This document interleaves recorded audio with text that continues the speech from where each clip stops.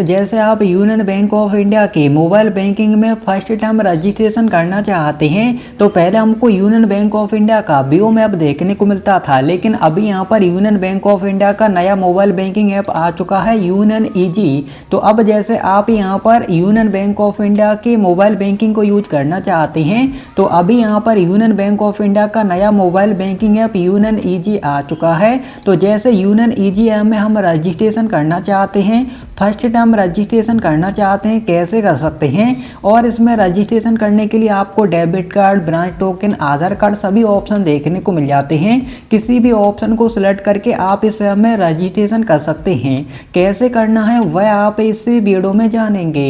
तो जैसे आप अपने मोबाइल में प्ले स्टोर को ओपन करेंगे, आपको यहाँ पर सर्च वाले आइकन पर क्लिक करना है और आपको यहाँ पर सर्च करना होगा यूनियन ईजी। जैसे आप यह सर्च करेंगे या फिर जैसे आप यूनियन बैंक सर्च करेंगे तो आपके सामने union easy mobile banking app देखने को मिलेगा। यही यूनियन बैंक ऑफ इंडिया का नया मोबाइल बैंकिंग ऐप है।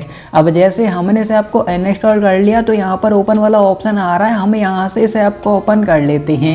अब जैसे ही हमने इस ऐप को ओपन किया, जैसे आप देख सकते हैं यहाँ पर ऐप ओपन हो रहा है और अभी आपको नया इंटरफेस देखने को मिलेगा। मोबाइल बैंकिंग सुपर ऐप यानी यूनियन बैंक ऑफ इंडिया का नया सुपर ऐप आ चुका है। अब जैसे अपना लैंग्वेज सेलेक्ट कर लेंगे कि आप इस ऐप को किस लैंग्वेज में यूज करना चाहते हैं, कंटिन्यू करेंगे।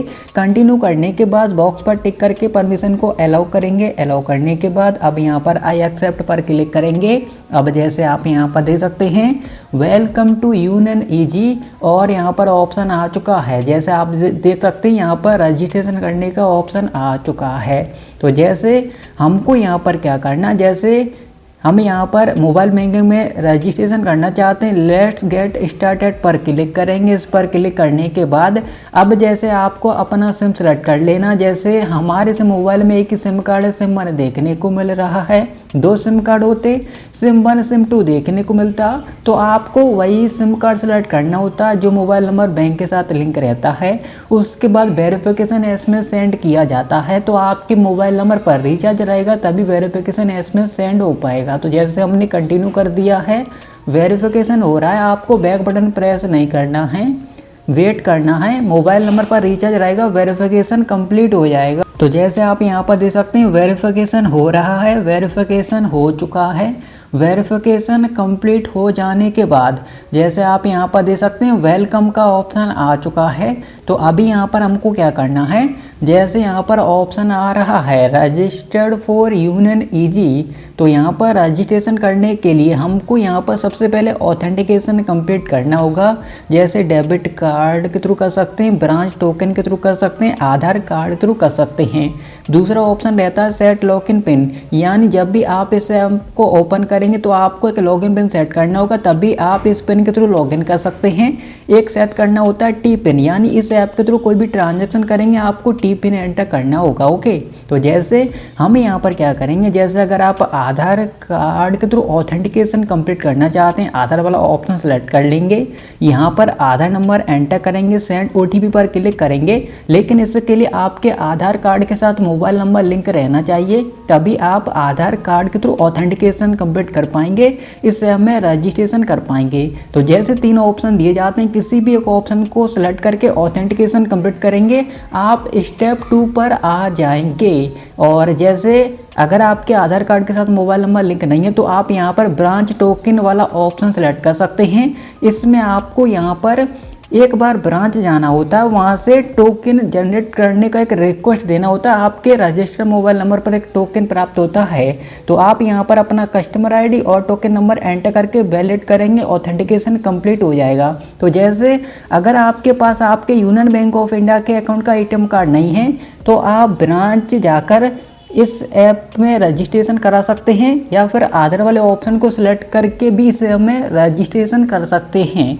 तो बिना एटीएम कार्ड के रजिस्ट्रेशन करने का भी ऑप्शन दिए जाते हैं। तो अभी जैसे हम यहाँ पर क्या करेंगे, जैसे हमारे पास हमारे यूनियन बैंक ऑफ इंडिया के अकाउंट का डेबिट कार्ड भी है, जैसे आप यहाँ पर दे सकते हैं।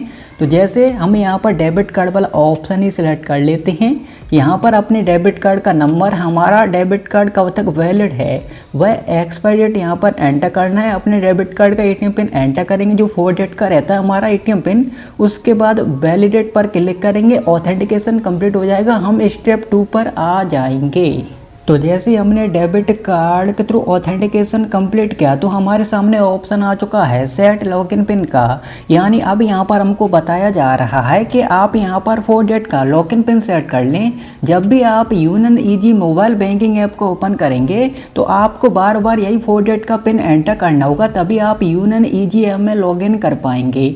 तो आप यहाँ पर 4 डिजिट का अपने अकॉर्डिंग को भी पिन सेट कर लें। जो पिन आप यहाँ पर एंटर करेंगे सेम नीचे एंटर करना है। तो जैसे हम यहाँ पर अपना पिन बना चुके हैं, 4 डिजिट का लॉगिन पिन बनाना होता है। जो यहाँ पर एंटर करेंगे सेम नीचे एंटर करना है, दोनों बॉक्सेस में सेम एंटर करना है, सबमिट करना है।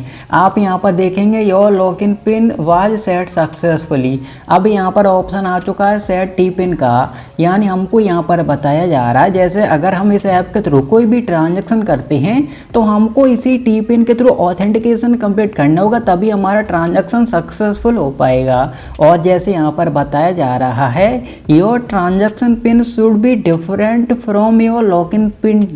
यानी यहाँ पर बताया जा रहा है कि अभी जैसे आपने लॉगिन पिन बनाया है, अब आप टी पिन बना रहे हैं तो आपको लॉगिन पिन अलग बनाना है, टी पिन अलग बनाना है।